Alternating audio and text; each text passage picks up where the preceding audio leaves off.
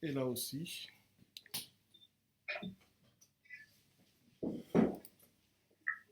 Voilà, bienvenue à tous. On va commencer par la prière. Et puis nous allons continuer notre étude sur Romains chapitre 1. J'ai remarqué que sur les enregistrements, moi on m'entend bien, c'est normal parce que je parle vraiment devant le micro. Mais quand vous posez des questions, on ne vous entend pas. Donc n'hésitez pas à parler un tout petit peu plus fort. C'est pour l'enregistrement. Et puis si besoin, je répéterai la question pour, voilà, pour ceux qui sont en ligne. Donc, on va prier. Seigneur, nous te rendons grâce pour ce temps de partage autour de ta parole. Nous te demandons ton aide, Seigneur, pour que cette parole qui est la lettre devienne pour nous parole de vie. Viens nous conduire dans nos échanges, dans nos discussions, dans nos questions, dans l'enseignement aussi qui va être donné pour que tu puisses te révéler à chacun d'entre nous, nous qui sommes présents pour ce moment et ceux qui vont écouter cet enseignement plus tard. Nous voulons, Seigneur, demeurer dans ta lumière et que cette lumière que tu mets en nous, elle se propage, qu'elle grandisse et que nous soyons transformés à l'image de Jésus-Christ. Amen. Alors on va continuer Romains chapitre 2. La dernière fois on s'était arrêté vers les versets 16 à 18. On va reprendre à partir de là. Et je vais lire dans Romains chapitre 1 à partir du verset 16. Ça va être un peu long parce qu'on ne peut pas, on va discuter d'un contexte global, donc il faut lire l'ensemble. On va lire jusqu'à Romains chapitre 2. Oui, jusqu'au verset 5. Et là encore, je m'arrête pour que ça ne soit pas trop long, mais en réalité, on peut lire jusqu'à à peu près Romains chapitre 3, parce que ce n'est pas parce que c'est découpé en chapitres que ça veut dire que l'apôtre Paul il change d'idée après chaque chapitre. D'accord? Le découpage en chapitres, c'est toujours un choix d'édition de la Bible. Quand l'apôtre Paul écrit ses lettres, il n'écrit pas chapitre verset. Lui, il écrit d'un trait. Donc, le raisonnement qui commence au chapitre 1, verset 16, il le continue jusqu'à peu près le chapitre 3. Donc, il faut le lire quand même dans son ensemble pour ne pas piocher un bout et construire toute une idée et ignorer le reste. Et ça, c'est très important parce que souvent, on interprète mal. Quand on prend juste un bout, on ne prend pas la globalité. Je dis souvent à ceux qui se forment pour être prédicateurs, quand tu veux prêcher sur un texte biblique en particulier, il faut toujours lire ce qui vient avant ce texte et ce qui vient après ce texte pour bien le situer dans son contexte et ne pas te lancer dans une idée qui peut-être n'a rien à voir. Donc ici, on va lire Romains chapitre 1 à partir du verset 16. La lecture est longue, mais ça vaut le coup parce qu'il faut bien comprendre l'idée que l'apôtre Paul est en train de développer ici. Alors je vais lire. En effet, je n'ai pas honte de l'évangile de Christ. C'est la puissance de Dieu pour le salut de tout homme qui croit, du juif d'abord, mais aussi du non-juif. En effet, c'est l'évangile qui révèle la justice de Dieu par la foi et pour la foi, comme cela est écrit, le juste vivra par la foi.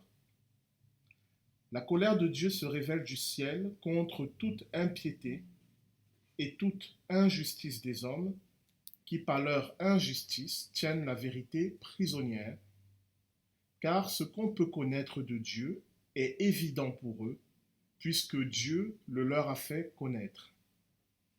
En effet, les perfections invisibles de Dieu, sa puissance éternelle et sa divinité, se voient depuis la création du monde. Elles se comprennent par ce qu'il a fait. Ils sont donc inexcusables, puisque, tout en connaissant Dieu, ils ne lui ont pas donné la gloire qu'il méritait en tant que Dieu, et ne lui ont pas montré de reconnaissance. Au contraire, ils se sont égarés dans leur raisonnement, et leur cœur sans intelligence a été plongé dans les ténèbres. Ils se vantent d'être sages, mais ils sont devenus fous. Et ils ont remplacé la gloire du Dieu incorruptible par des images qui représentent l'homme corruptible, des oiseaux, des quadrupèdes et des reptiles. C'est pourquoi Dieu les a livrés à l'impureté par les désirs de leur cœur, de sorte qu'ils déshonorent eux-mêmes leur propre corps, eux qui ont remplacé la vérité de Dieu par le mensonge, et qui ont adoré et servi la créature au lieu du Créateur, qui est béni éternellement. Amen. C'est pour cette raison que Dieu les a livrés à des passions déshonorantes. Leurs femmes ont remplacé les rapports sexuels naturels par des relations contre nature. De même, les hommes ont abandonné les rapports naturels avec la femme et se sont enflammés dans leurs désirs les uns pour les autres. Ils ont commis homme avec homme des actes scandaleux et ont reçu en eux-mêmes le salaire que méritait leur égarement. Comme ils n'ont pas jugé bon de connaître Dieu, Dieu les a livrés à leur intelligence déréglée, de sorte qu'ils commettent des actes indignes. Ils sont remplis de toutes sortes d'injustices, d'immoralité, de méchanceté, de soif de posséder et de mal. Leur être est plein d'envie, de meurtre, de querelles, de ruses, de fraude et de perversité. Rapporteurs, ils sont aussi médisants, ennemis de Dieu, arrogants, orgueilleux, vantards, ingénieux pour faire le mal, rebelles à leurs parents, dépourvus d'intelligence, de loyauté, d'affection. Ils sont irréconciliables et sans pitié. Et bien qu'ils connaissent le verdict de Dieu déclarant dignes de mort les auteurs de tels actes, non seulement ils les commettent, mais encore ils approuvent ceux qui agissent de même. Qui que tu sois, homme, toi qui juges, tu es donc inexcusable. En effet, en jugeant les autres, tu te condamnes toi-même, puisque toi qui juges, tu agis comme eux. Nous savons que le jugement de Dieu contre ceux qui agissent ainsi est conforme à la vérité. Et penses-tu, toi qui juges les auteurs de tels actes, et qui les fais aussi, que tu échapperas au jugement de Dieu? Ou méprises-tu les richesses de sa bonté, de sa patience et de sa générosité, en ne reconnaissant pas que la bonté de Dieu te pousse à changer d'attitude? Par ton endurcissement et ton refus de te repentir, tu t'amasses un trésor de colère pour le jour où Dieu révélera sa colère et son juste jugement. Bon, on va s'arrêter là. Mais on peut continuer parce qu'il est dans le même développement. Et on va essayer de voir un peu, qu'est-ce qui lui prend? Parce qu'on avait vu la dernière fois qu'il écrit aux chrétiens de la ville de Rome. L'église de Rome, ce n'est pas l'apôtre Paul qui l'a fondée. Donc, quand il leur écrit, il ne leur écrit pas en tant qu'apôtre de cette église, mais en tant qu'un apôtre qui les écrit. Et on avait vu que l'épître aux Romains, c'était la manière pour l'apôtre Paul de montrer sa théologie. Puisqu'ils ne le connaissent pas, cet écrit est une manière de présenter ce qu'il enseigne. Et il commence d'une manière assez polie, il salue, voilà, il prend des nouvelles, c'est bien. Et puis au verset 16, je n'ai pas honte de l'évangile. Et à partir de là, il règle des comptes avec on ne sait pas qui en fait. Parce que de qui il parle à partir du verset 18? Parce que vous avez vu la liste des péchés. Ils sont inexcusables, meurtriers, irréconciliables. Mais qui est ce il? Et pourquoi il commence une lettre à des chrétiens qu'il ne connaît pas, en parlant de personnes dont on ne donne pas le nom, mais tel qu'il est décrit, c'est comme si les chrétiens de Rome sont censés savoir de qui il parle. Parce qu'il vaut mieux savoir de qui il s'agit, parce que c'est quand même grave ce qu'il dit là. On va essayer de comprendre. Vous allez voir que ce n'est pas aussi simple qu'on le croit. Enfin, si vous croyez que c'est simple. Hein. Bon, moi, je pense que c'est très compliqué.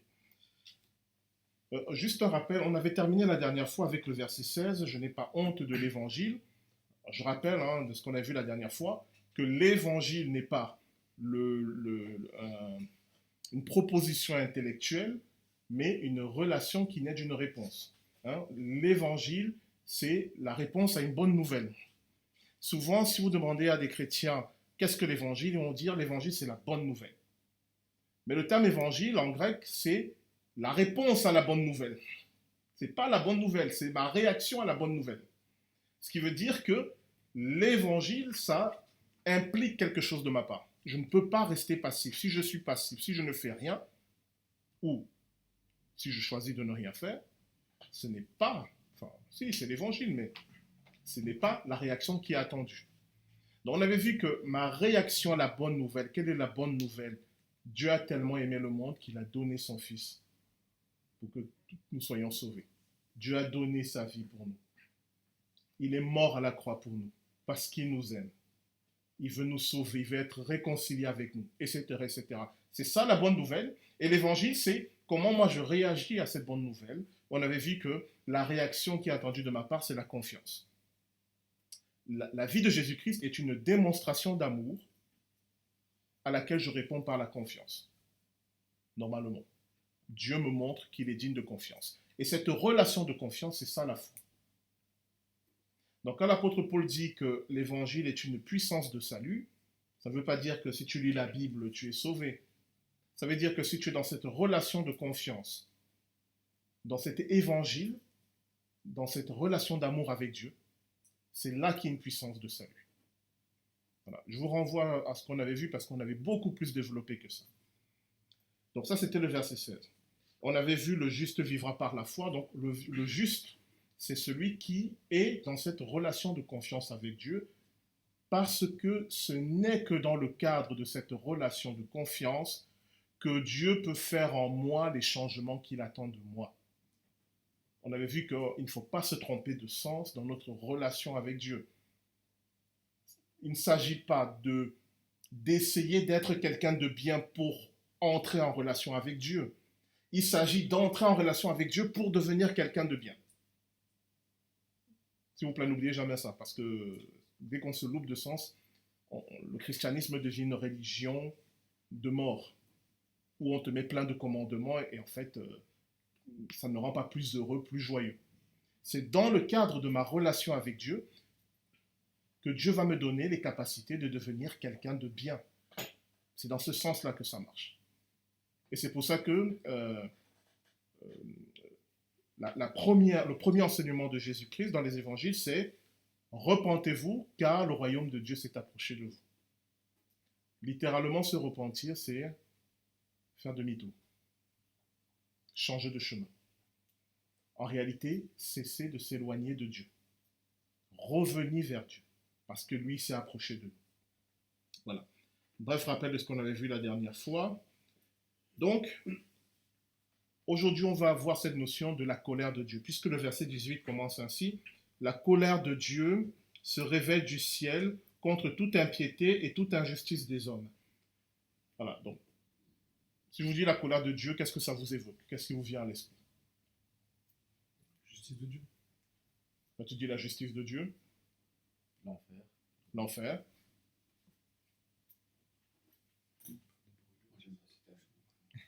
Voilà, il n'aime pas le terme. On l'avait déjà évoqué.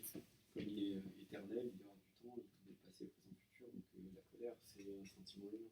Voilà, la colère, c'est une réaction à une frustration ou à une peur ou à quelque chose, un événement qui survient. Et on réagit à cet événement-là. Puisque par nature, Dieu est hors du temps, c'est-à-dire le passé, le présent et le futur, pour lui, c'est la même chose. Il n'y a aucun événement qui le surprenne. Puisque tous les événements de l'histoire de l'humanité, et de votre vie, de ma vie, il les a déjà vus. Donc, il ne réagit pas à ces événements parce qu'il survient et se dit, mais qu'est-ce que Guy Bertrand vient de faire, c'est n'importe quoi. Puisque avant même que je sois créé, il a vu les événements de ma vie. Et c'est justement parce qu'il a vu les événements de ma vie qu'il m'a créé. On renvoie à ce que Dieu dit dans Genèse à propos de la création de l'être humain. Dieu dit, c'est très bon. Alors, on va faire une pause parce qu'en ligne, tout le monde, ils sont tous partis, je crois qu'il y a un bug. Donc, je vais relancer. Je vais mettre pause en enregistrement. Voilà. Qu'est-ce qui se passe?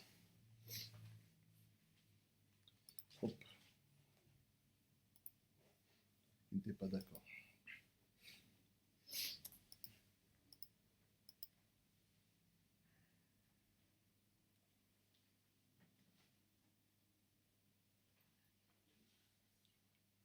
Hop là.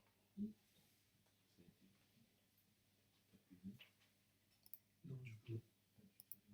j'ai appelé, j'ai vu qu'il avait commencé tard, donc j'ai appelé. Et il m'a dit que ça une autre fois parce que ça jouait trop longtemps ce qu'il faisait. Non. Non. Je ne comprends pas. Je suis accusé de faire la sieste.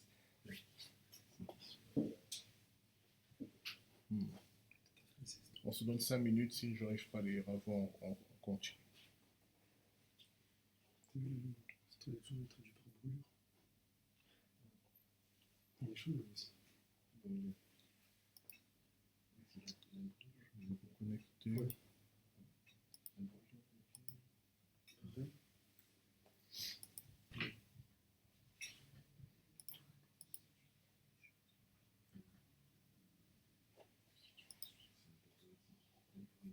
C'est quoi? Bah, ouais. Ouais,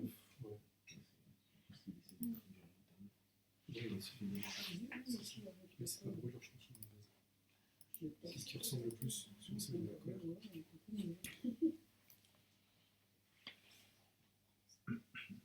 Bon, il n'arrive plus à rejoindre l'étude biblique. C'est un peu plus moderne. Pourtant, moi, j'y arrive.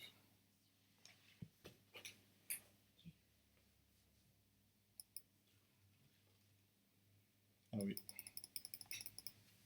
Il y a combien de supports? J'aurais dû.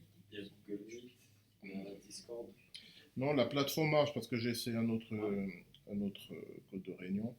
Ça marchait. Je vais leur proposer. Teams aussi. Ah bah là, ça marche. Teams.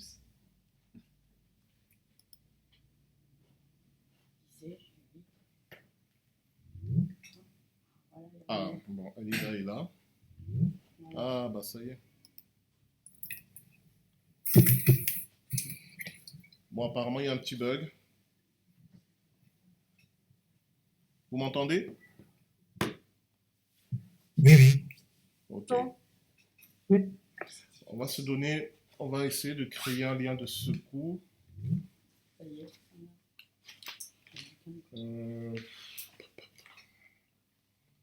Comment on peut Je suis faire? revenu. Oui, Bravo François. bon, ça remarche. Ouais, mais là, je parle le temps de... Bon, écoutez, on va continuer comme ça. La prochaine fois, je mettrai en place un lien de secours. Je vous l'enverrai. Comme ça, si ça se déconnecte encore, et on va tous se retrouver là-bas. OK? Bon, je vais continuer. On n'avait pas continué, on vous attendait. Du coup, je sais plus où j'en étais. Ok. À la colère. D'accord, je suis revenu. Il manque Claudia. D'accord. Bon. Hop. Bon, on va reprendre. On était sur la colère. Voilà, la colère de Dieu, verset 18. Et qu'est-ce que je disais à propos de la colère? Voilà, que par nature, Dieu ne peut pas se mettre en colère, puisque tous les événements de l'histoire, de l'humanité, de ma vie, il les connaît déjà. Il les a déjà vus. Donc voilà, je disais que quand Dieu crée l'être humain, il dit c'est très bon. C'est-à-dire que la vie de chaque être humain est très bonne. Ça ne veut pas dire qu'elle est sans problème, elle est parfaite, elle est géniale. Mais ça veut dire que la finalité est bonne. Parce que Dieu crée pour une finalité, et la finalité qu'il a pour chacun d'entre nous, c'est très bon. À condition que on se laisse conduire par lui. Parce que c'est là tout l'enjeu. Soit je choisis moi-même la propre finalité de ma vie, et le Seigneur appelle ça le chemin de la mort, soit je laisse Dieu me conduire, et le Seigneur dit c'est très bon, dans la finalité. Voilà. Donc, il n'y a rien que je puisse faire qui puisse mettre Dieu en colère, paradoxalement, puisqu'il a déjà tout vu. Il a déjà tout anticipé, tout est déjà. Donc, il ne va pas réagir émotionnellement à quelque chose que je vais faire. Donc, la notion de colère attribuée à Dieu n'a pas de sens. Et pourtant, J'ai vu le nombre de références, la colère dans la Bible, 580 références à la colère de Dieu dans la Bible. Colérique. Donc il est très colérique. Pour quelqu'un qui n'est pas touché par la colère, il est vraiment colérique. Donc vous comprenez bien qu'il y a un problème, que derrière cette notion de colère, on veut parler d'autre chose, et c'est ce dont a parlé Harry, c'est la justice de Dieu. La justice de Dieu qui peut être perçue du point de vue humain comme une colère. Je vais vous donner quelques exemples dans l'Ancien Testament où vous allez voir que on va traduire par colère des notions qui évoquent des modalités de la justice de Dieu, mais que bien évidemment l'être humain perçoit comme étant un acte de colère. Pourquoi? Parce que, imaginez, je fais le mal, je suis quelqu'un de mauvais, j'ai l'impression que c'est sans conséquence. Bon, ben, je continue ma vie, je m'en fiche, je continue, et puis un jour, bam, il dit, oh, ben, il est en colère Dieu là, et il me tombe dessus comme ça sans prévenir. Non, non, c'est que Dieu m'a laissé le temps de me repentir. Et si je ne me repens pas, ce n'est pas la colère, mais c'est la justice de Dieu qui s'applique. Mais évidemment, moi, je le vois comme un acte de colère. Pourquoi? Parce que j'en subis les conséquences. Un peu comme si un gendarme vous met une amende, vous allez dire, mais il me déteste. Bon, parfois, il y a certains qui, vraiment, ils sont relous. Hein. Mais en fait, non, ce n'est pas une affaire d'émotion, ce n'est pas qu'ils nous aiment ou qu'ils nous détestent, c'est qu'ils appliquent la justice. Et quand Dieu applique sa justice, c'est perçu comme un acte de colère. Donc en réalité, quand vous lisez la Bible, chaque fois que vous voyez que Dieu se met en colère, Dieu s'irrite, c'est plutôt que Dieu est en train de mettre en œuvre sa justice. Ce n'est pas une réaction émotionnelle de sa part. C'est une réaction plutôt bien réfléchie de sa part. Et c'est pour ça que Dieu est capable d'annoncer par avance, par les prophètes, les moments où il va se mettre en colère. Ce qui est un peu bizarre. De dire, demain à 14h, je vais me mettre en colère. Ou pas, hein, tu peux aussi choisir de bien le prendre, de respirer. Dieu dit, à tel moment, il va se passer ça, et je vais me mettre en colère. C'est absurde. Ce qu'il annonce, c'est qu'à tel événement, il va appliquer sa justice. Tout simplement. Et souvent, il l'annonce pour que cet événement n'ait pas lieu. Pour que justement, si on prend le cas d'Israël, Israël change d'attitude afin que la justice de Dieu ne s'applique pas à eux. Est-ce que ça va jusque-là? Voilà, donc toute notion de colère, d'irritation, d'énervement rapportée à Dieu n'a pas de sens. Je ne peux pas mettre Dieu en colère. Celui qui est capable de mettre Dieu en colère, il faut vraiment qu'il soit fort. On parle de l'être le plus patient de l'univers qui a tout vu, tout entendu. Vous pensez que ce sont vos petits mots, vos petits actes qui vont le mettre en colère? C'est pas vrai. Par contre, Dieu nous met en garde par rapport à sa justice. Parce que même s'il nous aime, il ne peut pas appeler bien le mal. Même s'il m'aime beaucoup, au point de donner son fils à la croix pour moi, si je mens, il ne va pas dire que je suis quelqu'un qui dit la vérité. Il ne peut pas le faire. Il ne peut pas lui-même devenir menteur. Si je fais le mal, il ne va pas dire que je suis quelqu'un de bien. Il ne peut pas le faire. Si je fais le mal, il va dire, Guy Bertrand, tu fais le mal. Et à un moment, il va être obligé d'intervenir. Pourquoi? Pour deux raisons. La première, on n'y pense pas. Mais parce qu'il m'aime. Parce qu'il sait que si je continue dans la voie du mal, je vais de plus en plus m'éloigner de lui jusqu'au point de non-retour où je ne pourrai plus revenir vers lui. Donc, la première source de justice de Dieu, c'est son amour. Comme il m'aime, il va agir pour m'arrêter. Bon, moi, je vais le percevoir comme un acte de colère. Mais c'est un acte d'amour. On va le voir. Hein. Je développe et puis on va voir des passages bibliques. L'autre raison pour laquelle il va agir, mais c'est pour les autres. Imaginez dans cette salle, je me mets à vous maltraiter. Première intervention de Dieu, ça sera pour me sauver moi. Donc, Guy Bertrand, arrête. Là, tu es sur un mauvais chemin. Si tu continues, tu vas t'éloigner et tu ne pourras plus revenir vers moi. Bon, Imaginez, je n'écoute pas, je n'en fais qu'à ma tête. Deuxième intervention de Dieu, maintenant il faut que je protège les autres de Guy Bertrand. Donc, il doit intervenir. S'il n'intervient pas, nous serons les premiers à dire à Dieu, mais où es-tu? Pourquoi tu laisses les méchants continuer à agir, etc., etc. On aime beaucoup la justice de Dieu quand elle s'applique aux autres, mais quand elle s'applique à nous, on aime un peu moins, on dit qu'il est en colère. Il est simplement un Dieu juste, et on en avait parlé lors de l'enseignement sur Dieu de justice et Dieu d'amour. Dieu est un Dieu juste parce qu'il aime, et Dieu aime parce qu'il est juste. Les deux sont liés et en parfait équilibre. L'amour et la justice de Dieu sont en harmonie. Est-ce que ça va? Et l'amour et la justice de Dieu sont indissociables.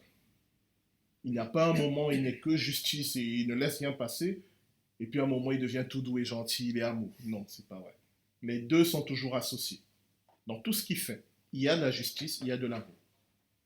Alors oui, pour nous, nous avons du mal à différencier parce que, ça c'est la réalité, nous n'avons pas tous les éléments. Donc, je rappelle, dans le livre de la Genèse, Dieu est le seul qui peut dire si quelque chose est bon. On en avait parlé, je ne sais pas si c'était avec vous. Je ne sais plus avec qui j'en ai parlé. Je parle trop.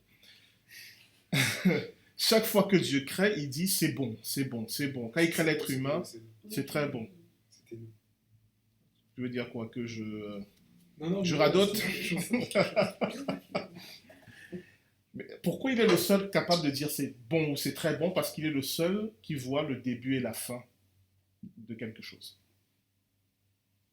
Nous pouvons dire, je pense que c'est bon, je pense que ce que je viens de faire va avoir de bonnes conséquences dans le futur. Oui, on peut avec l'expérience, oui, on peut déterminer certaines conséquences. Mais il y a encore tellement d'éléments qui nous échappent. Telle chose que je fais, est-ce que je suis sûr que dans 10 ans, ça va produire quelque chose de bon? Je peux espérer, je peux faire des calculs de probabilité, mais in fine, je ne sais pas. Dieu qui est hors du temps, lui, il sait. C'est bon?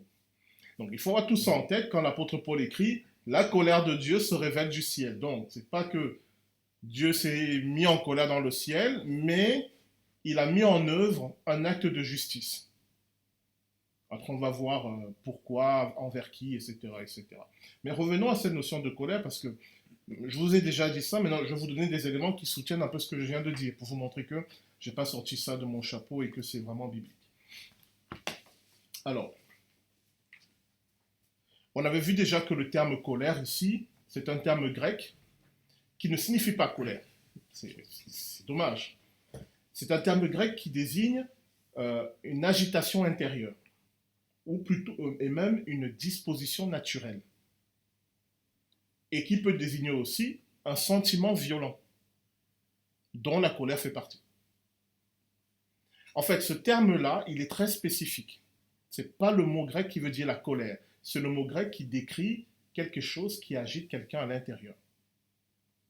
Ça peut être de la colère, et la dernière fois, je vous avais dit que ça peut aussi être de l'amour. Pourquoi ici le traducteur a choisi colère? Parce que c'est contre toute injustice et contre toute impiété. Donc il s'est dit, si c'est contre l'injustice et l'impiété, c'est forcément de la colère. Et moi je vous avais dit qu'il y a une autre interprétation possible. Face à l'injustice et à l'impiété de l'être humain, qu'est-ce que Dieu a fait? Il a rendu justice dans l'amour. Il a envoyé son Fils pour qu'il meure à la croix pour nous. C'est un acte de justice, donc entre guillemets de colère. Mais c'était aussi un acte d'amour. Donc traduire ce terme ici par colère, c'est lui faire perdre toute sa richesse. C'est à la fois la justice et l'amour de Dieu qui se révèlent du ciel contre l'impiété et contre l'injustice des êtres humains. Donc cela veut dire que Dieu va mettre en œuvre des éléments à la fois pour arrêter l'injustice et l'impiété, mais aussi pour sauver le pécheur. Parce que c'est toujours comme ça qu'il agit. Arrêter le mal et sauver celui qui est l'auteur du mal. Après, si celui qui est l'auteur du mal ne veut pas, ben, libre à lui. Mais Dieu essaye. Toujours. Donc, ça, c'est déjà important. Ce terme grec-là ne nous indique pas qu'il s'agit d'une colère. Ça renvoie plutôt à la notion de quelque chose que Dieu éprouve contre l'injustice et contre l'impiété. Donc, je vous ai dit qu'il y a 580 références au terme colère dans la Bible. Je vais vous en donner quelques-uns. Vous allez voir que, évidemment, si vous donnez la Bible à quelqu'un qui n'est pas chrétien et qui tombe sur ces passages, il va assez flipper quand même. Donc, on va lire le premier. Alors, j'essaie de le retrouver. Bon, le premier, c'est le psaume 7 au verset 11. Le psaume chapitre 7, le verset 11. Qu'est-ce qu'il dit? Dieu est un Dieu juste. Alors, Dieu est un juste juge. Dieu s'irrite en tout temps. Dieu est un juste juge. Dieu se met en colère en tout temps. C'est problématique quand même. C'est combien? C'est le psaume chapitre 7, verset 11. Vous voyez que si on n'a pas les éléments dont je vous ai parlé tout à l'heure, ce psaume-là, il devient un gros problème. Comment on peut être un juste juge et être quelqu'un qui est en tout temps en colère? C'est un gros problème. Mais maintenant, vous comprenez la logique. Dieu est un juste juge et en tout temps, il applique sa justice. Oui, moi, je fait sentir son indignation. Et là, c'est le même mot colère qu'on avait tout à l'heure. Alors là, on est en hébreu, c'est un mot qui veut dire dénoncer. Ah, donc c'est un autre. C'est un autre. Mais en français, on l'a traduit par irrité. Littéralement, Dieu est un juste juge, il dénonce en tout temps. Il dénonce quoi? L'iniquité. L'iniquité, le mal, l'injustice. Cela veut dire que Dieu est un juge incorruptible. Chaque fois qu'il y aura l'injustice, il va la dénoncer. Donc, vous ne pouvez pas compter sur Dieu pour approuver vos péchés. Ce n'est pas possible. C'est un juste juge. Vous voyez là que notre traduction en français, j'ai regardé en anglais, c'est la même chose, c'est-à-dire il se met en colère. C'est pas bon du tout.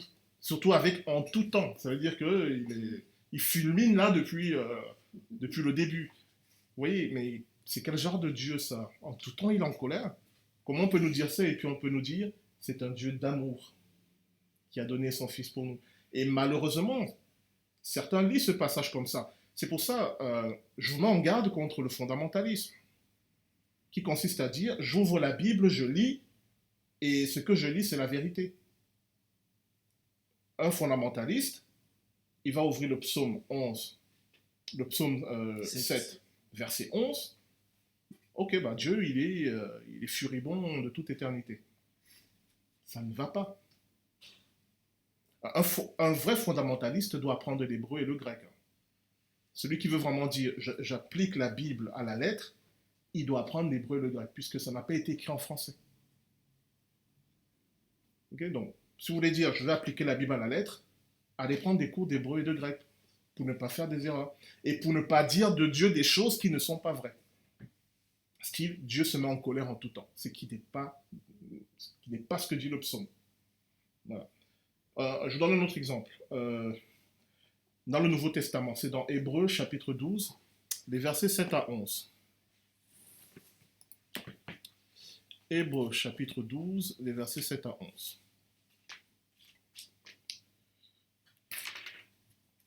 Je vais lire.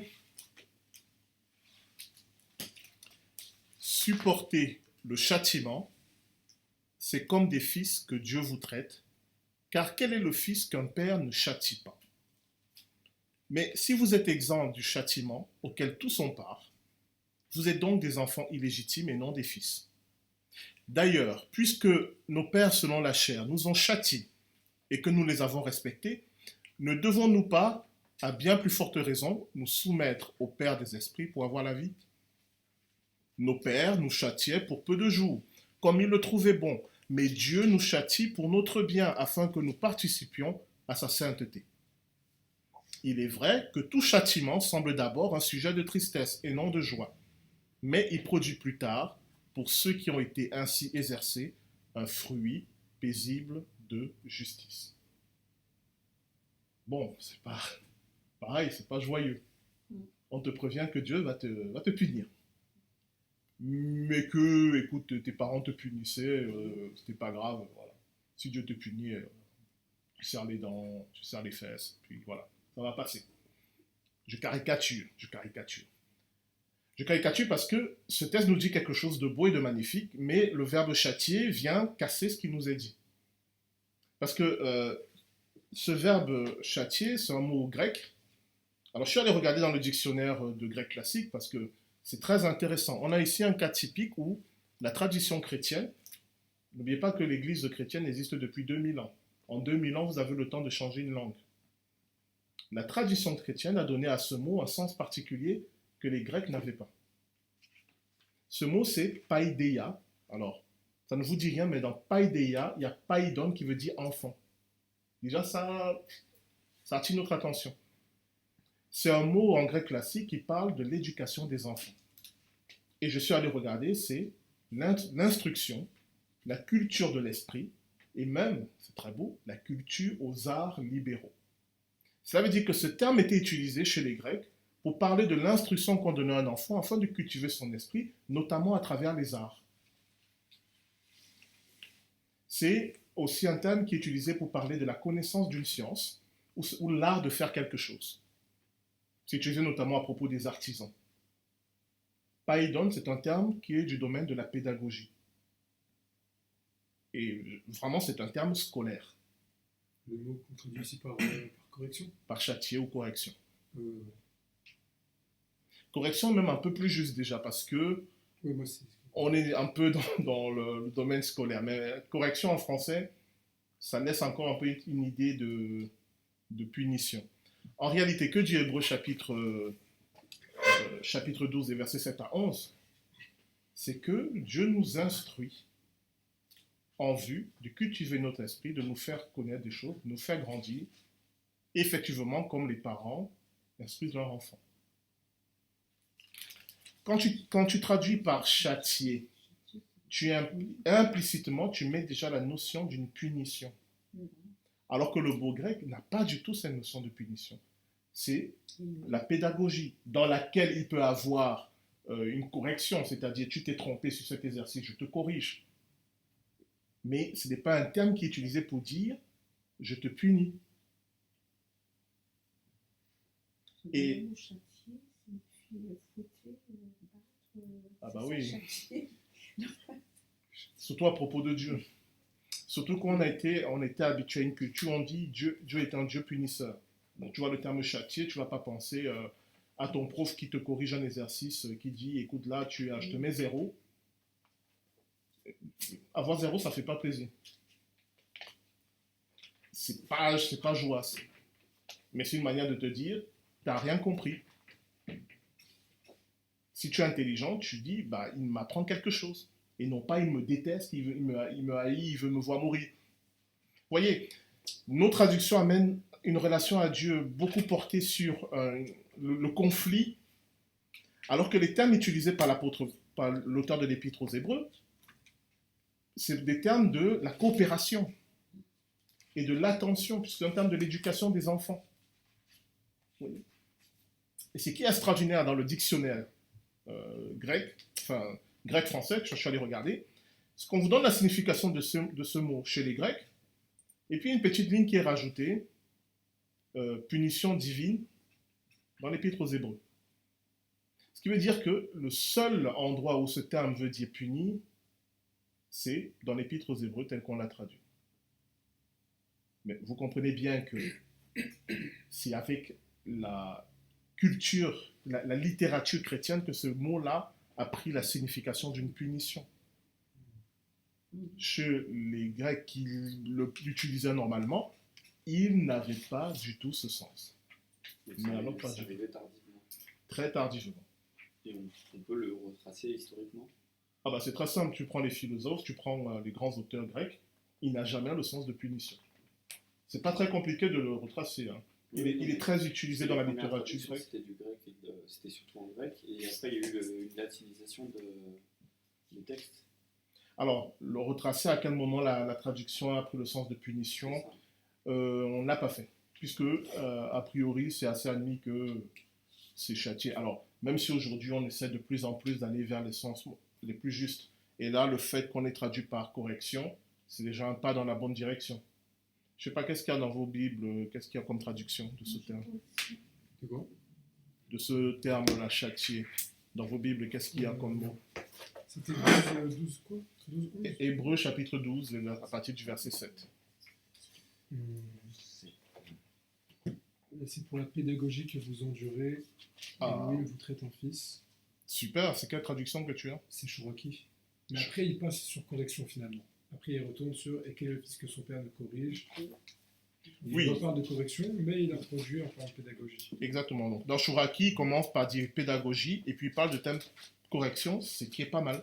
C'est même très bien. Parce qu'il montre bien que c'est dans le contexte d'une pédagogie. Et pas n'importe quelle pédagogie, notamment la pédagogie envers les enfants. Il retourne après, il dit le mot pédagogue. Les pères, c'était un pédagogue. Bah, super. Bon, sinon, ici, Bravo. c'est correction. Bravo Chouraki. Bravo Chouraki. Il a du bon, même s'il n'est pas chrétien. Oui, mais il a bien traduit. Il allait C'est vraiment quelle au sens. traduction, s'il vous plaît? Chouraki.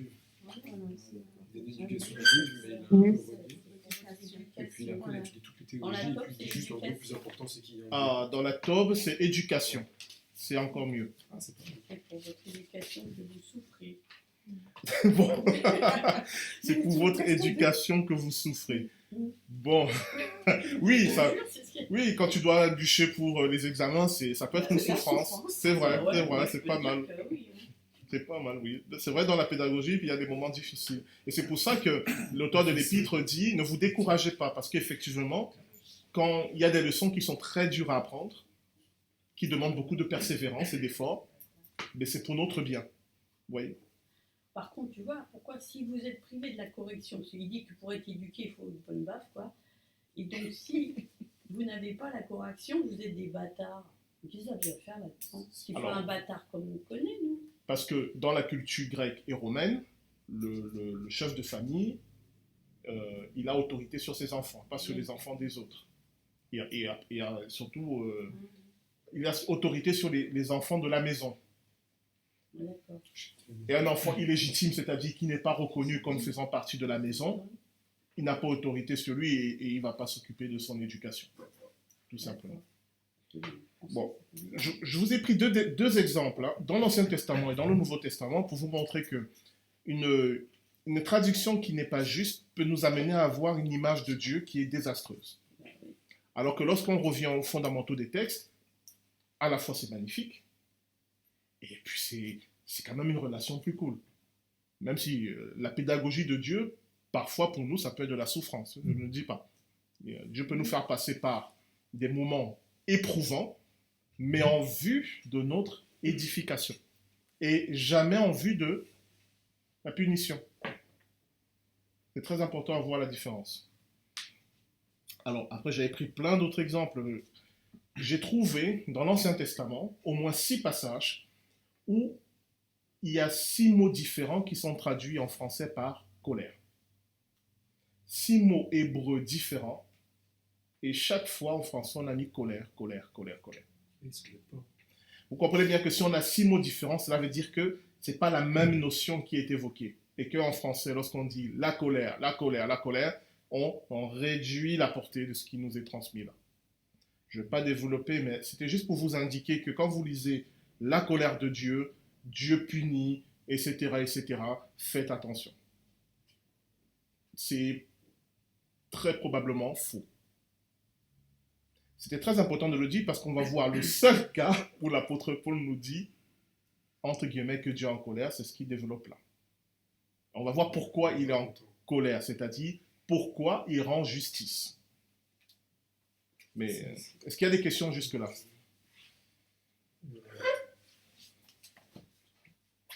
C'est bon? D'accord.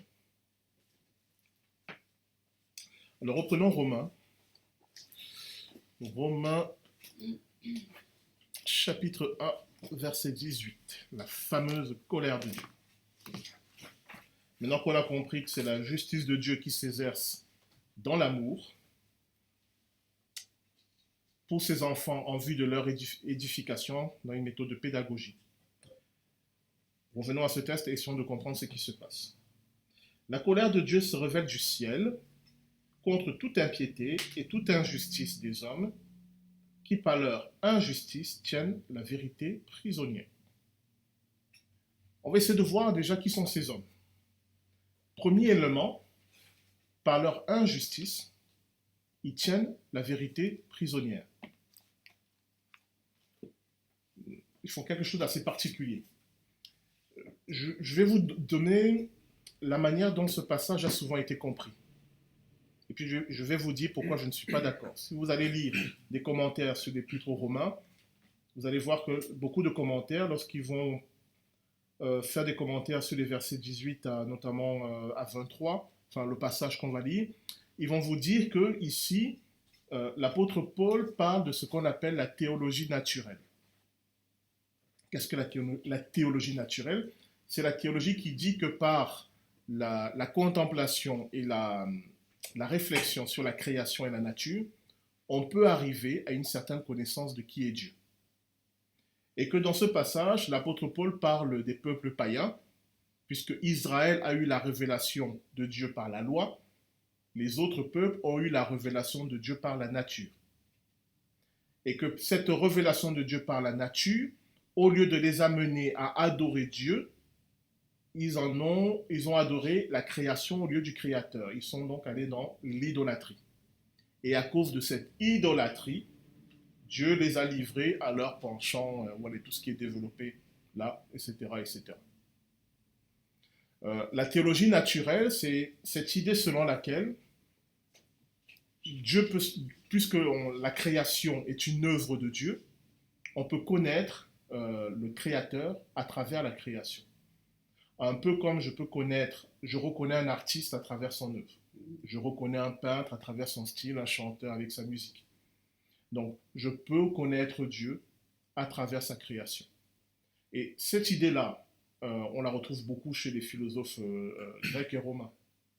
Cette idée que l'être humain, par la raison, en réfléchissant, en examinant la création, peut arriver à la divinité. Mais à la divinité ou aux divinités.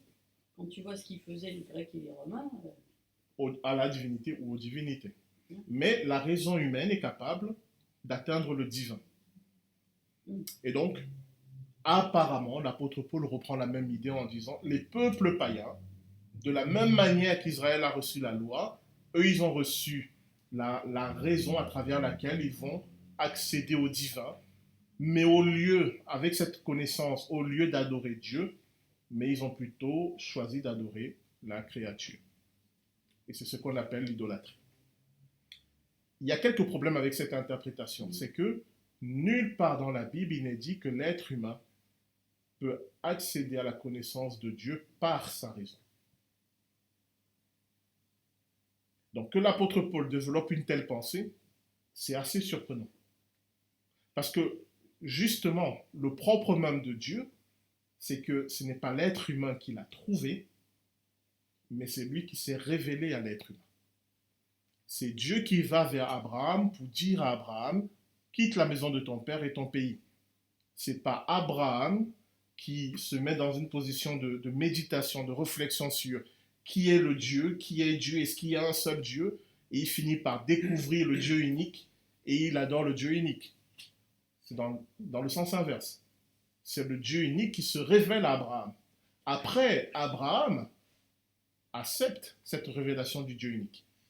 Il y a cette idée dans la Bible que ce qui est premier, c'est la révélation, vient ensuite la réflexion. La raison vient après la révélation. Alors que chez les philosophes, en tout cas chez certains philosophes grecs, la raison amène à la révélation. Donc c'est très étonnant que l'apôtre Paul, qui est plutôt de tradition hébraïque et juive, puisse développer une pensée grecque qui est de dire la raison amène à la révélation, alors que chez les juifs, c'est la révélation amène à la raison. Vous me suivez ou pas? Quand Dieu se révèle à moi, il me donne les clés de compréhension de la création. Et donc, avec cette révélation, je peux utiliser maintenant mon intelligence pour mieux comprendre à la fois Dieu, mais aussi sa création. Un peu comme je regarde un tableau d'un grand peintre, mais je n'y comprends rien. Mais qu'est-ce qu'il a voulu représenter? Qu'est-ce qu'il veut faire? Et ce peintre arrive et m'explique, j'ai voulu faire ça, et ça, et ça, et ça, et ça. Et là, je comprends maintenant, j'ai la clé de lecture, et je peux regarder le tableau avec cette clé de lecture et mieux le comprendre. C'est ça la révélation qui précède la raison. L'idée n'est pas de dire que la révélation éteint la raison, mais que la raison de l'être humain seul n'a pas les clés pour comprendre à la fois Dieu, mais aussi sa création. Ça, c'est vraiment le propre de la pensée hébraïque, qu'on va aussi retrouver dans le Nouveau Testament. Et c'est l'apôtre Paul qui écrira après, non, c'est d'abord Jésus qui le dit, ce n'est pas vous qui m'avez choisi, mais c'est moi qui vous ai choisi. Et à chaque fois, vous allez retrouver des paroles qui vont dans ce sens, où Dieu dit, ce n'est pas vous qui êtes venus vers moi, mais c'est moi qui viens vers vous. Ce n'est pas vous qui m'avez trouvé, mais c'est moi qui viens vous trouver.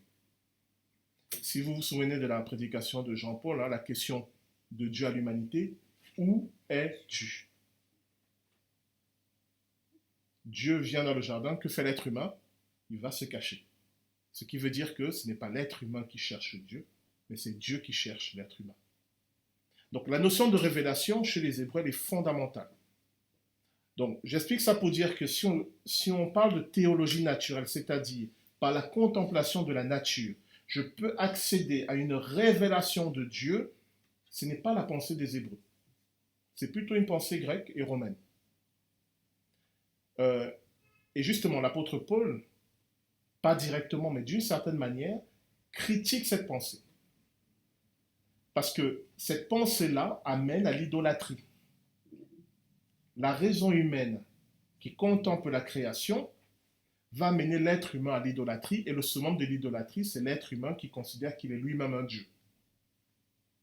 Parce que l'être humain, à force d'utiliser sa raison pour comprendre la création et de maîtriser la création, il va finir par se dire, mais j'ai une telle capacité de compréhension, de maîtrise, que c'est forcément moi qui suis Dieu.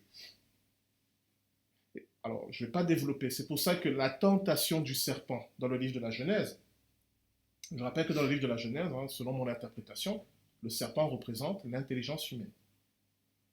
La tentation du serpent, c'est de dire, vous serez comme des dieux.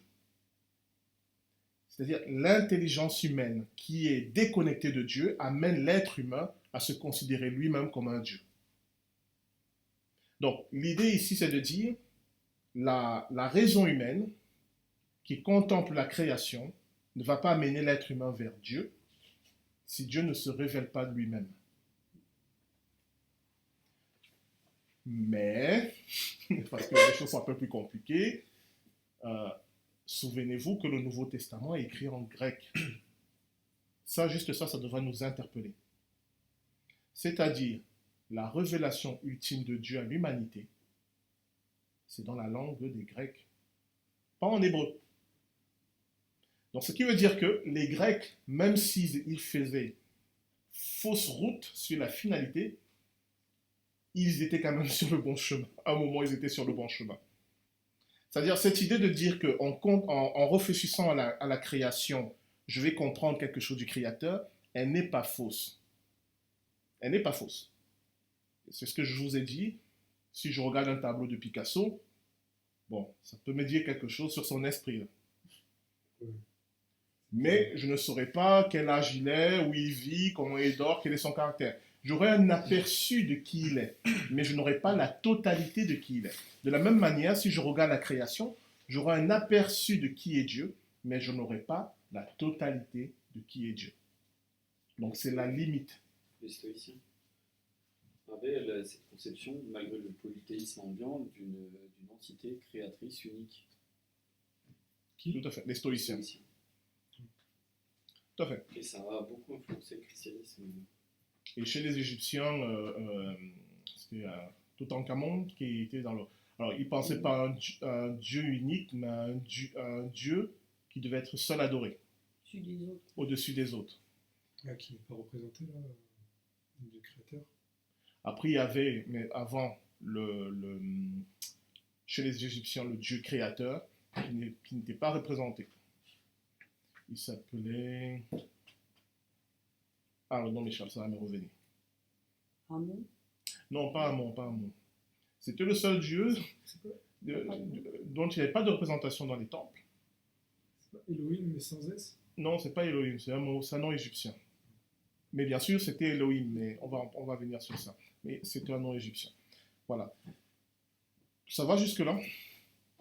Donc, pour moi, cette interprétation qui dit que l'apôtre Paul ici, il parle des païens qui, par la théologie naturelle, ont connu Dieu et comme ils n'ont pas adoré Dieu, Dieu les a livrés à la passion, ça ne tient pas. Puisque dans la pensée hébraïque, les païens ne peuvent pas connaître Dieu par la théologie naturelle. Donc, il ne parle pas des païens ici. Oui. Finalement, j'ai une question. Attends une minute et puis note ta question.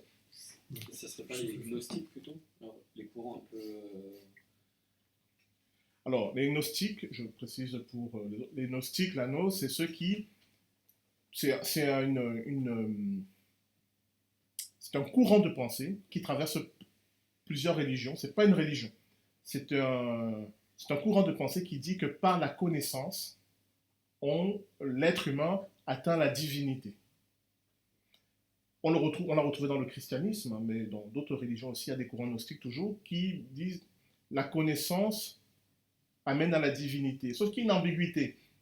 Ce n'est pas forcément que ça amène à un Dieu. Parce que le sous-entendu, c'était souvent que par la connaissance, l'être humain va devenir un Dieu, qui est la finalité ultime. Et on revient au serpent. Steiner, par exemple.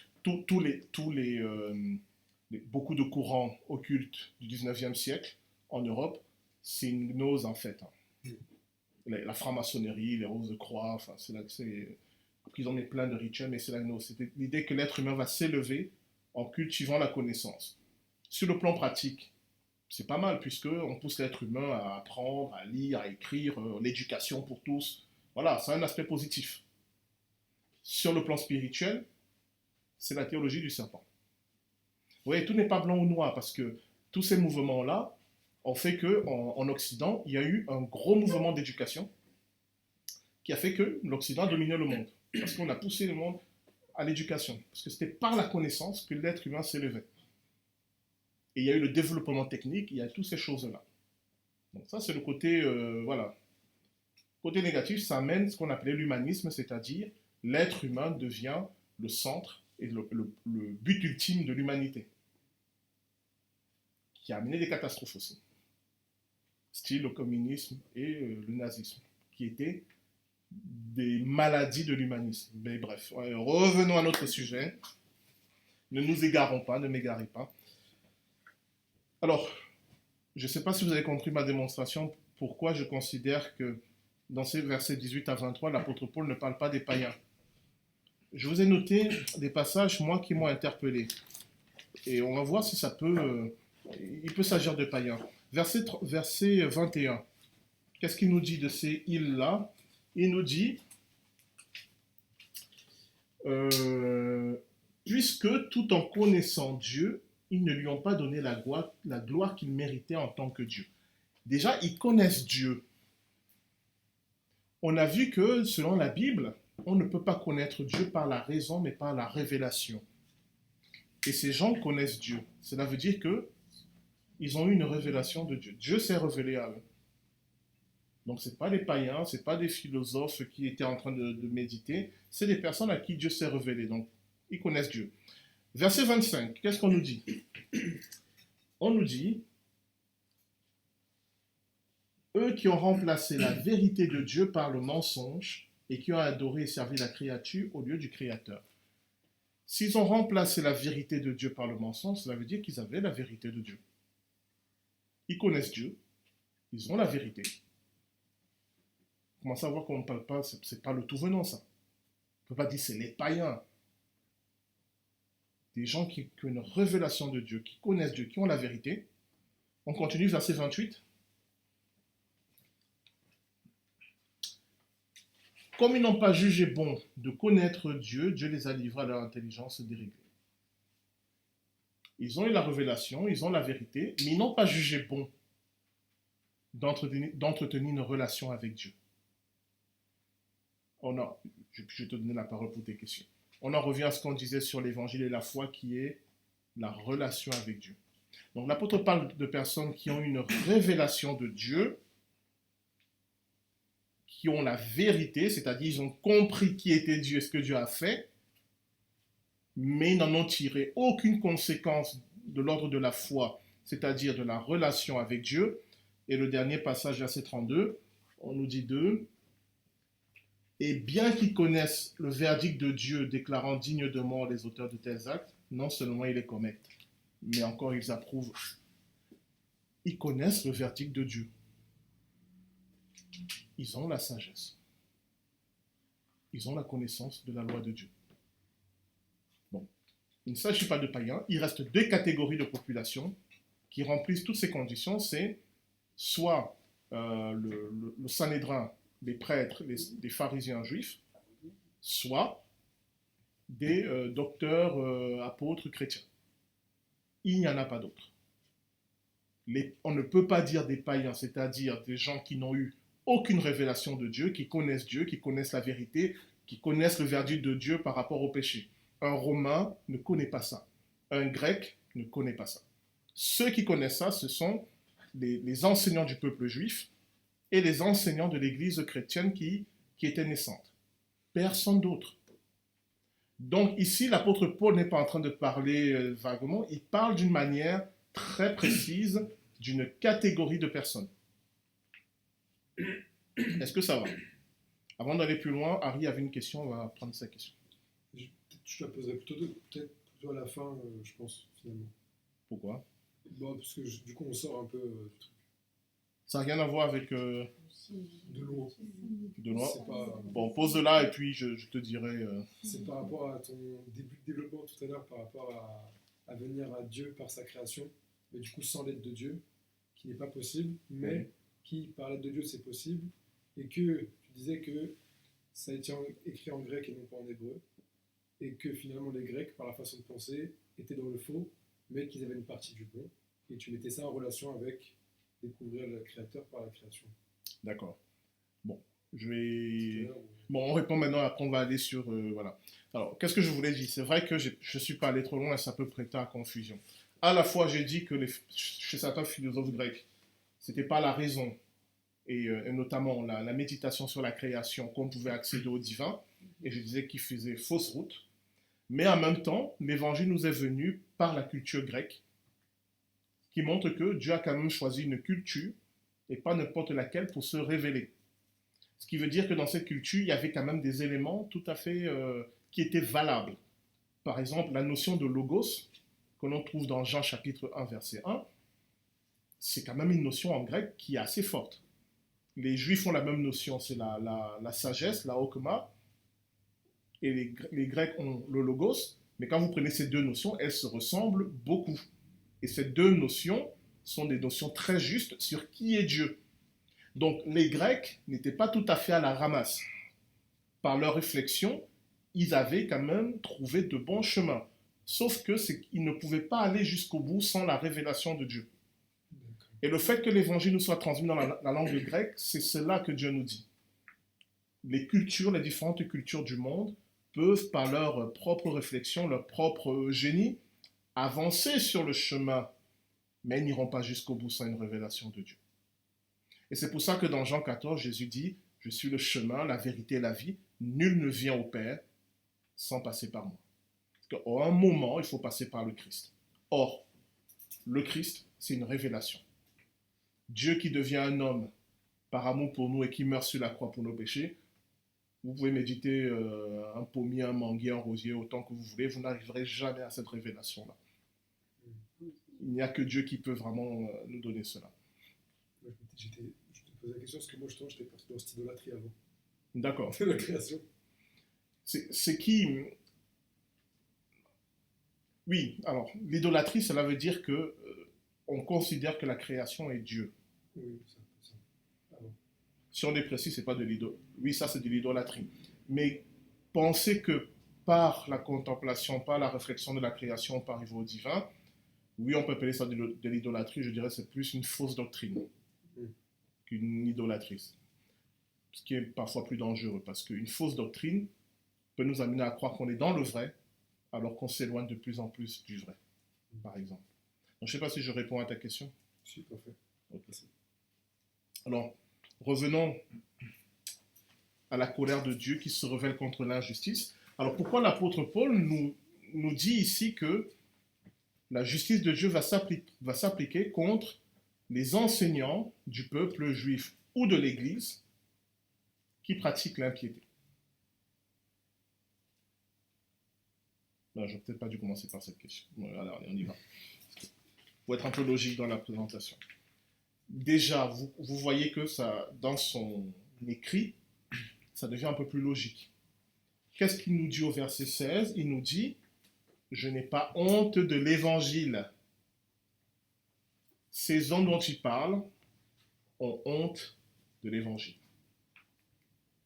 Donc en fait, dans ce développement, il se met en opposition à eux. Ce qui est tout à fait logique puisqu'il écrit aux chrétiens de Rome qui ne le connaissent pas. Il dit, voilà qui je suis, moi l'apôtre Paul, moi je n'ai pas honte de l'évangile, même si ça me vaut des persécutions, même si on se moque de moi, même si on me rejette, je tiens ferme l'évangile, alors que eux, ceux qui étaient censés vous apporter l'évangile, mais qui au lieu de vous apporter l'évangile, vous égarent dans l'idolâtrie, eux, voilà ce qui va leur arriver, s'ils ne se repentent pas. C'est pour ça que je crois qu'ici, il ne parle pas des enseignants du peuple juif, mais plutôt des enseignants de l'Église qui propagent les fausses doctrines, qu'on peut appeler les hérétiques ou les hérésies. Et déjà à l'époque, Dès le départ, il y a eu, dès que Jésus a formé un groupe de disciples, il y avait des hérésies, par exemple, les disciples qui disent qui est le plus grand parmi nous? Pourquoi Jésus met court tout de suite à cette question? Parce que là, c'est une très grosse hérésie, c'est ce qu'on certains pensent que c'est ça le nicolaïsme, c'est-à-dire qu'il y a une hiérarchie parmi les enfants de Dieu.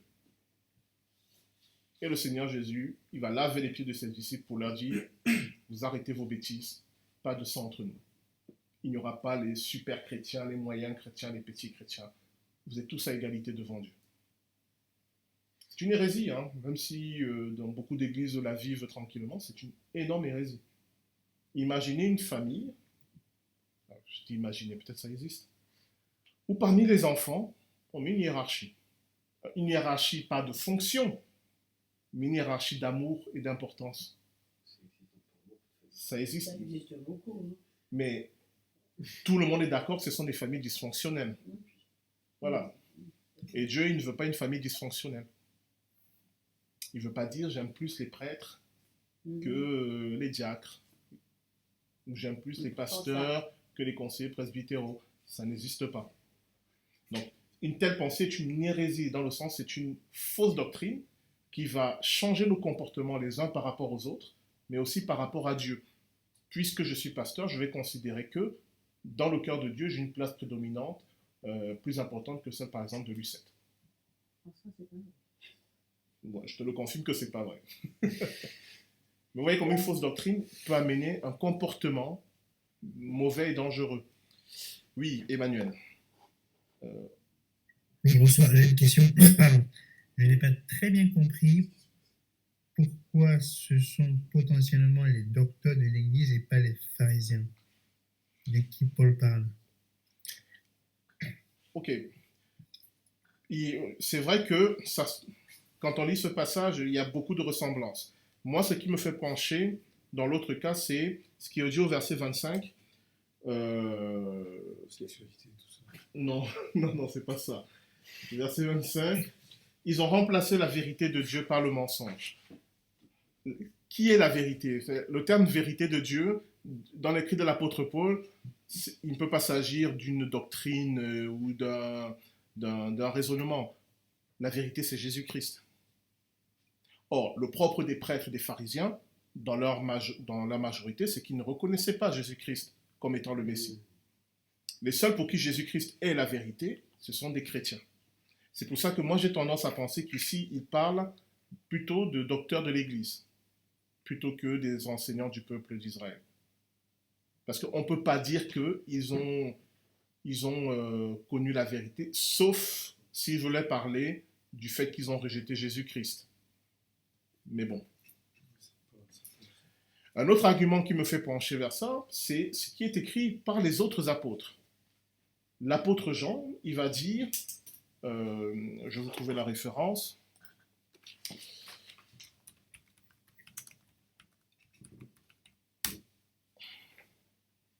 dans 1 Jean chapitre 2 verset 18, « Petits enfants, c'est la dernière heure, et comme vous avez appris qu'un antéchrist vient, il y a maintenant plusieurs antéchrists. Par là, nous connaissons que c'est la dernière heure. Ils sont sortis du milieu de nous, mais ils n'étaient pas des nôtres. » Voilà. Ici, Jean dit qu'il y a des antéchrists, donc des gens qui sont opposés à Jésus-Christ, et la caractéristique qu'il donne, c'est qu'ils sont sortis de l'Église. Je rappelle que les premiers à avoir persécuté l'Église, la première persécution vient de la synagogue. Après, il y a eu la persécution de l'Empire. Donc, si ici l'apôtre Jean visait la synagogue, il n'aurait pas dit « ils sont sortis du milieu de nous ». S'il visait l'Empire romain, il n'aurait pas écrit « ils sont sortis du milieu de nous ». Mais s'il parle des chrétiens, de certains chrétiens, c'est normal qu'il écrive « ils sont sortis du milieu de nous ». Okay? Et puis il y a le fameux passage de l'apôtre Paul à Timothée, où il dit à la fin des temps, les hommes seront méchants, moqueurs, et toute une liste de vices là. Et il termine en disant, ils ont l'apparence de la piété, mais ils rejettent ce qui en fait la force. Ils ont l'apparence de la piété, c'est-à-dire, ils ont l'apparence d'une relation avec Dieu, mais au fond, ils n'ont pas de relation avec Dieu. De qui parle-t-il encore?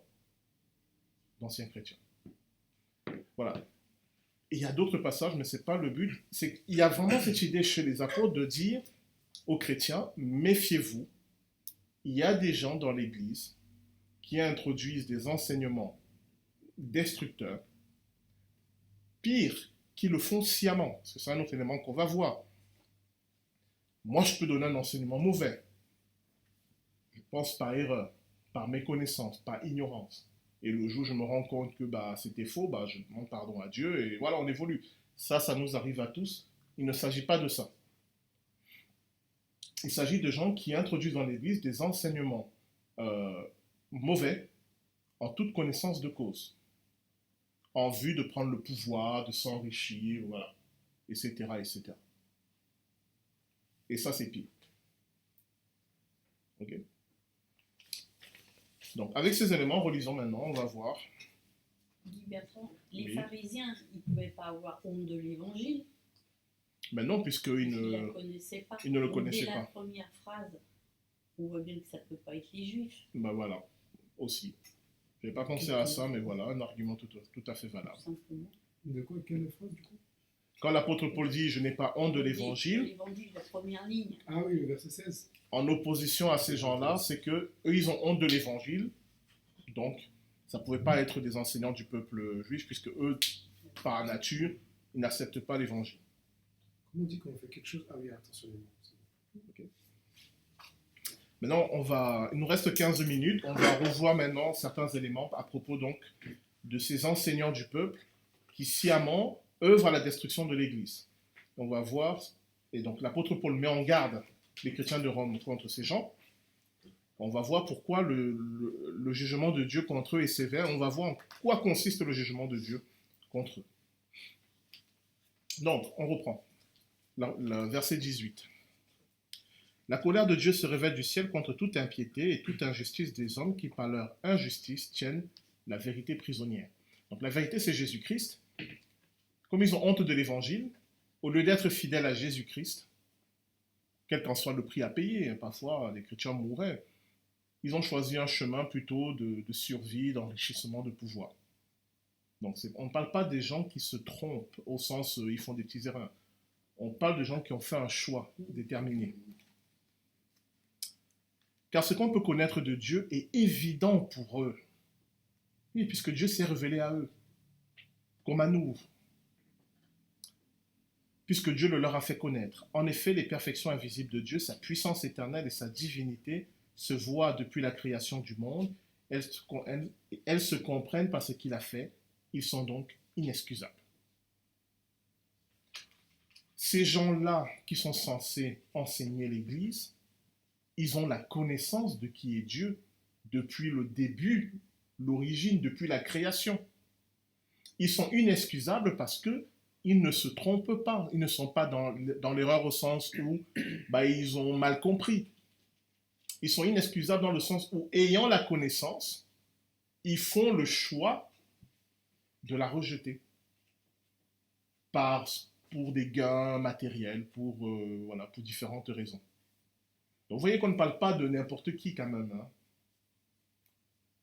Et déjà, vous voyez que dans ce passage où il est question de l'homosexualité, des commentateurs disent, voilà, l'apôtre Paul parle de la pratique homosexuelle qu'il y avait chez les Grecs ou chez les Romains.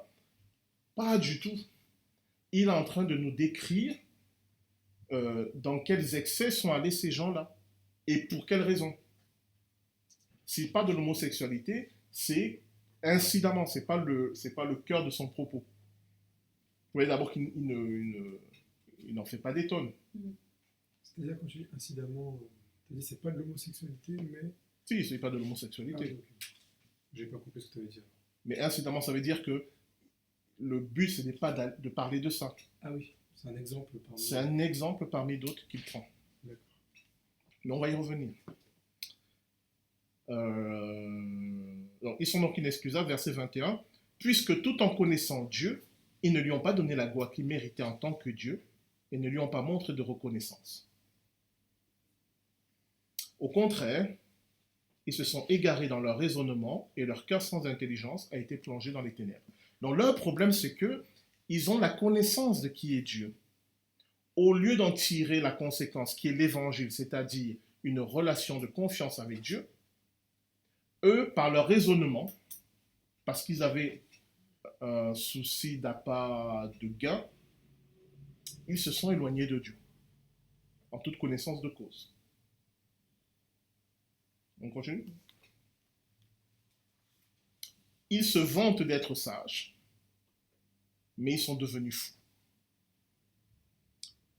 Et ils ont remplacé la gloire du Dieu incorruptible par des images qui représentent l'homme corruptible, des oiseaux, des quadrupèdes et des reptiles. Je ne vais pas développer ce point, j'en parle dimanche. Je ne sais même pas si j'en parle, c'est chaud quand même. Cette catégorie de personnes, c'est, je trouve mes mots.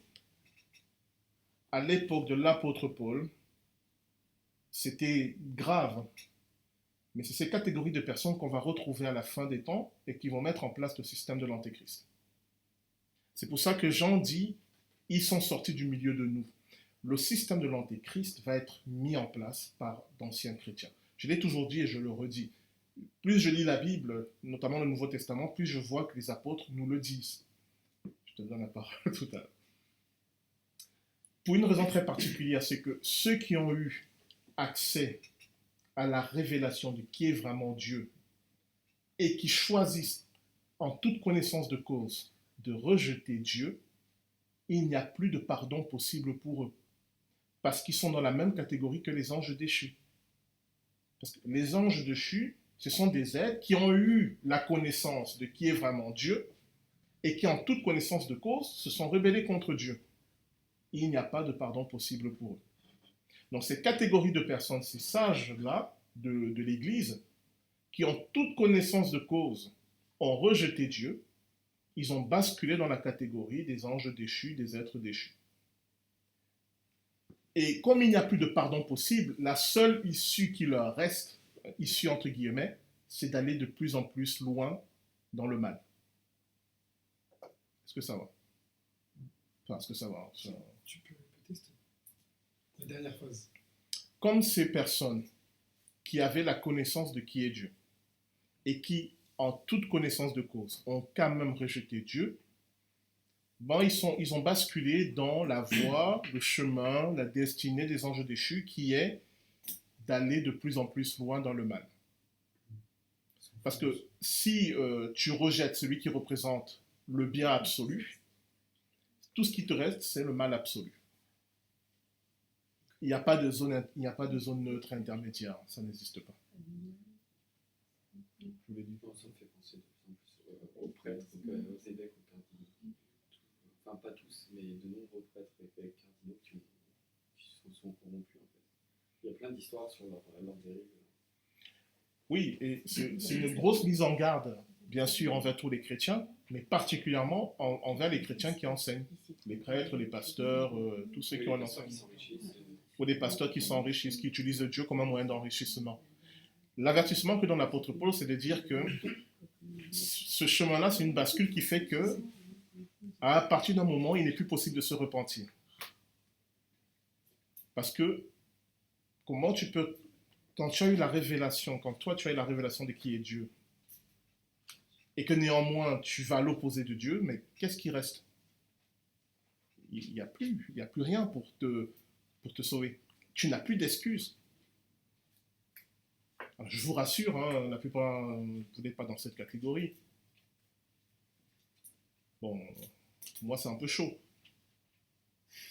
Mais aussi, je prends conscience que, mais heureusement, moi j'aime le Seigneur, et plus j'avance et plus je suis heureux.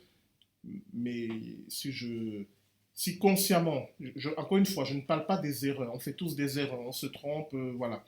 Mais si consciemment, je rejette Dieu, Jésus-Christ ne va pas mourir 2 fois pour moi à la croix. Une fois, c'est déjà pas mal. Une fois, c'est déjà super. Mais ça peut aller très vite aussi, parce qu'on peut développer une forme d'orgueil. Alors, l'orgueil, c'est un piège qui peut nous faire basculer, en effet. C'est pas l'orgueil le danger, mais l'orgueil nous rapproche du basculement. Voilà. Je continue, parce qu'il y a 21h23.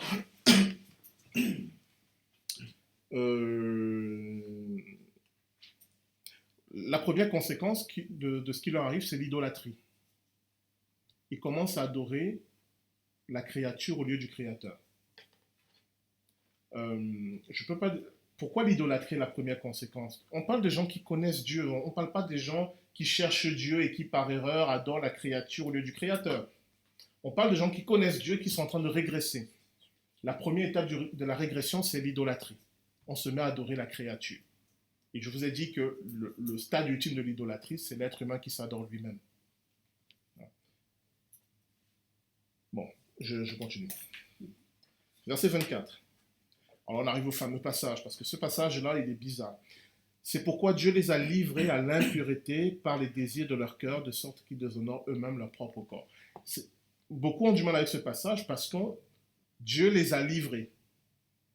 Donc on a cette idée que ils font le mal, et puis à un moment Dieu a dit, bon bah, comme vous faites le mal, allez hop, tenez, au revoir. Le mot livré ici, je regarde en grec, c'est, oui, il a plein de sens, c'est transmettre, c'est donner, c'est livrer. Donc, Dieu a vraiment fait quelque chose activement. Parce que certains disent, non, Dieu les a juste laissés continuer dans leur chemin. Si c'était le cas, on aurait utilisé en grec un autre mot. Non, le mot qui est utilisé ici, c'est un mot actif. C'est-à-dire, Dieu a vraiment fait quelque chose. Donc, il les a vraiment livrés. Ce mot va aussi dire abandonner. Mais c'est quand même un choix. Quand tu abandonnes, c'est que tu as fait quelque chose. Qu'est-ce qu'on nous décrit ici? On nous parle de personnes qui ont pris une trajectoire, et comme ils n'ont pas voulu quitter cette trajectoire, Dieu les a maintenus dans cette trajectoire. Je vous donne un exemple, j'en ai déjà parlé, mais c'est bien de le redire. Dans le livre de l'Exode, les 10 plaies d'Égypte, quand vous lisez le récit des 10 plaies d'Égypte, on vous dit Dieu a endurci le cœur du Pharaon, Dieu a endurci le cœur du Pharaon. On se dit, pauvre Pharaon, il n'a rien demandé, c'est Dieu qui vient l'endurcir. C'est-à-dire, Moïse fait une plaie, et le Pharaon, au lieu de dire, ok, je cède, Dieu a endurci son cœur pour qu'on puisse encore bien lui taper dessus.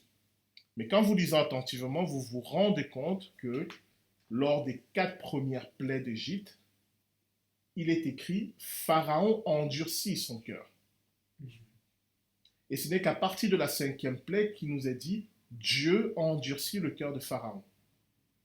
Ce qui veut dire que lors des 4 premières plaies d'Égypte, Pharaon avait encore le choix, la possibilité de se repentir et de laisser sortir le peuple. À partir de 5e plaie, Dieu ne lui a plus laissé le choix. Pharaon va aller jusqu'au bout de sa logique. Quelles qu'en soient les conséquences, on a vu que les conséquences ont été désastreuses pour lui et pour l'Égypte.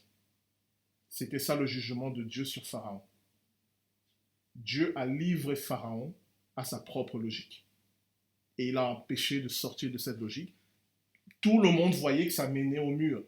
Mais Pharaon s'entête.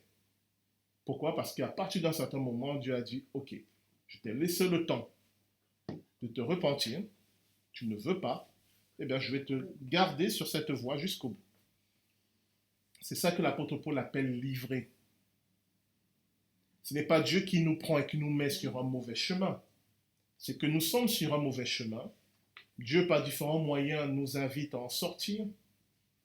Et au bout d'un certain temps, si nous refusons d'en sortir, le jugement de Dieu, c'est que nous allons aller jusqu'au bout de notre logique.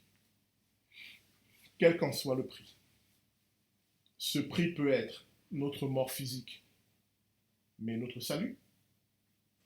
Mais parfois, ce prix peut être notre mort spirituelle. Dans la catégorie de ces personnes, c'est leur mort spirituelle.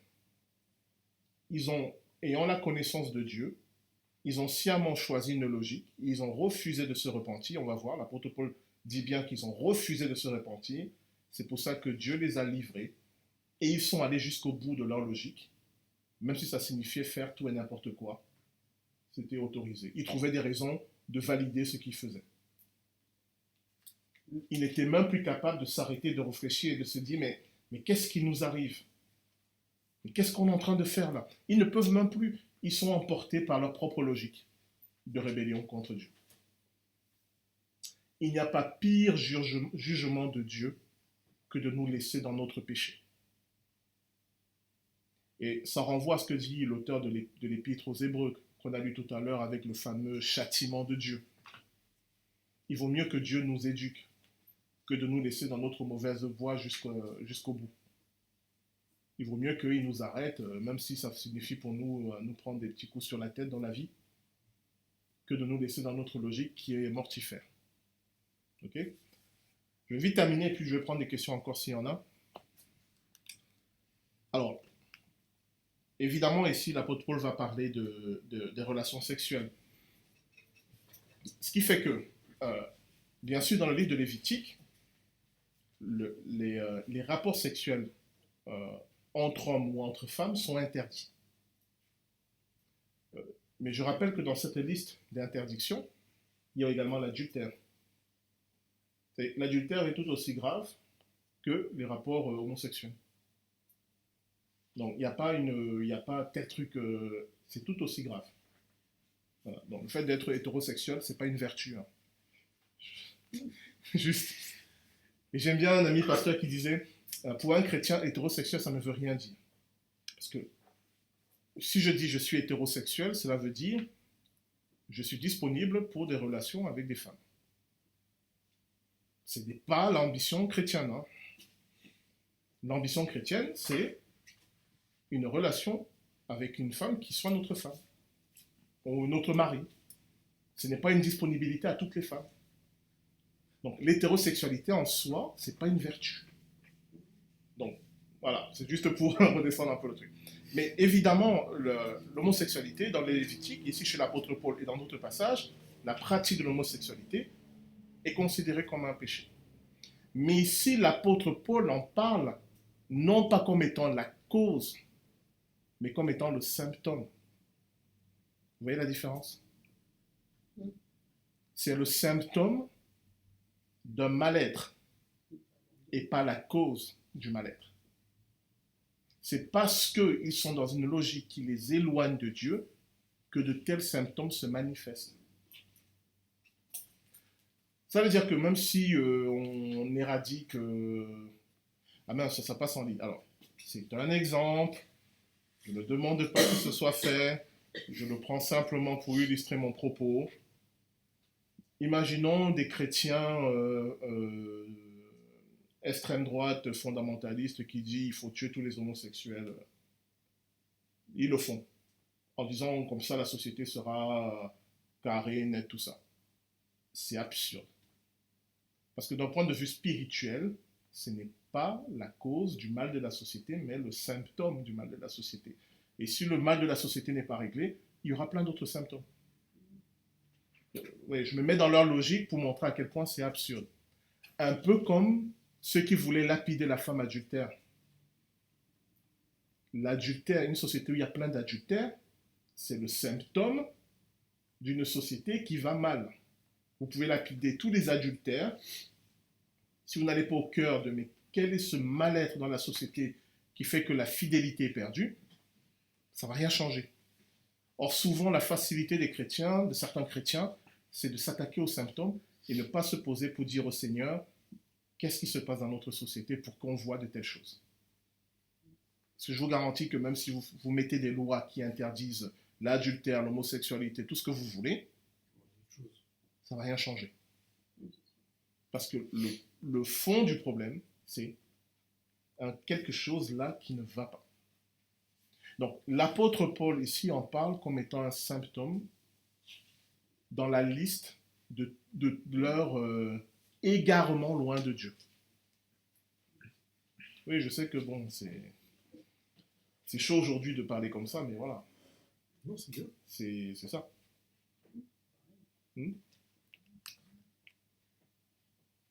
Et puis, je vais terminer.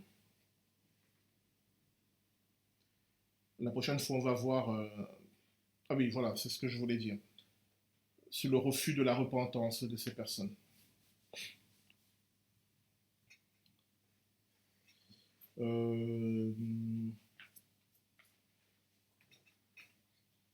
Verset 31.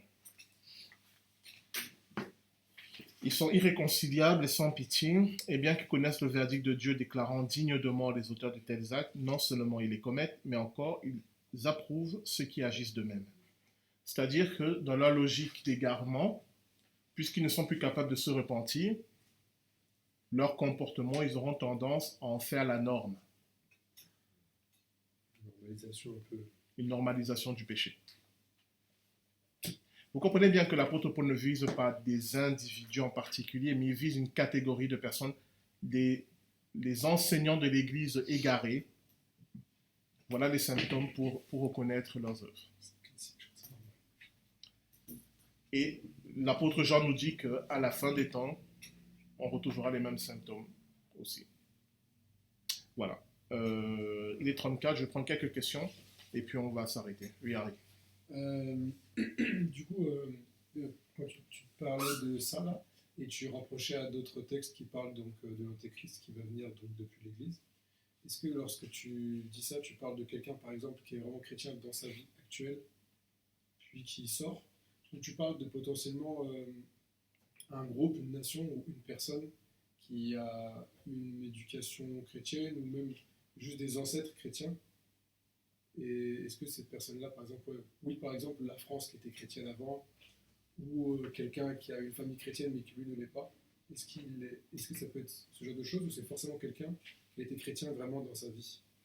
Quand je vois les textes qui parlent, parce qu'il y a d'autres textes qui décrivent la même catégorie de personnes, même dans l'Ancien Testament, on parle vraiment de gens qui connaissaient Dieu. Dans leur vie, ouais, vraiment. Vraiment dans leur vie. Ce n'est pas juste des gens qui étaient dans une culture où on parle de Dieu, non. On parle de gens qui avaient une vraie relation avec Dieu. D'accord. Et c'est pour ça que c'est grave. C'est ça qui rend la situation grave et dramatique. C'est qu'ils ont vraiment basculé. Ensuite, en fait, ils ont suivi le même parcours que les anges déchus. C'est la Babylone prostituée. Le phénomène de Babylone, c'est un phénomène beaucoup plus actuel. On est dans la Babylone actuellement. Oui, mais tu dis que c'est les mêmes. Non, parce que la Babylone, il y a un mélange, oui, ils sont un peu là, mais aussi beaucoup d'erreurs. Enfin, la Babylone, c'est un système particulier. Oui, Ceux-là, c'est pire. Ah, celui-là, c'est pire. C'est pire. La bénédiction des couples homosexuels. Il n'y a pas une Qu'est-ce qu'il a dérive. dit? Parce qu'à la lumière de ce qu'on lit là, le fait d'autoriser la bénédiction des couples homosexuels, ça va à l'encontre. Non, c'est moderne, Il devrait c'est se Il devrait se reconnaître directement. Alors, est-ce que la bénédiction des couples homosexuels dans l'Église, entre dans cette catégorie? À la fois oui et non. Il y a des gens qui sont tout à fait sincères et qui pensent que la logique de l'Évangile amène à la bénédiction du couple homosexuel. Et ils ont vraiment envie d'honorer Dieu en le faisant. Moi, je pense qu'ils se trompent. Mais eux, ils pensent que c'est vraiment la logique d'amour de Dieu. Ce n'est pas la catégorie dont on parle. Pour être dans cette catégorie, il faudrait que ces personnes sachent, mais vraiment, que ce n'est pas ce que Dieu veut, mais le font quand même, parce qu'ils ont envie d'être Quand on le lit, acceptés, voilà.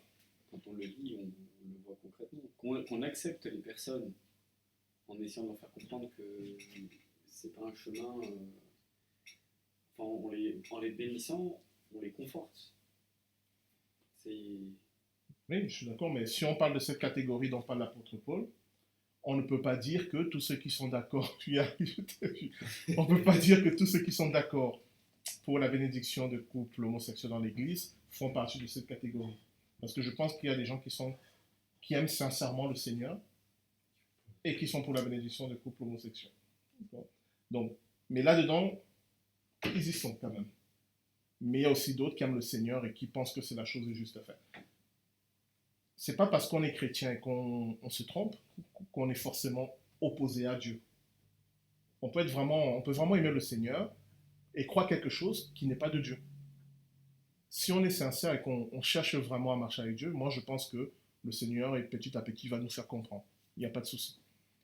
Là, on nous parle de catégories de personnes qui, en toute connaissance de cause, ont fait ce choix. Maintenant, moi je crois qu'il y en a dans ce groupe-là.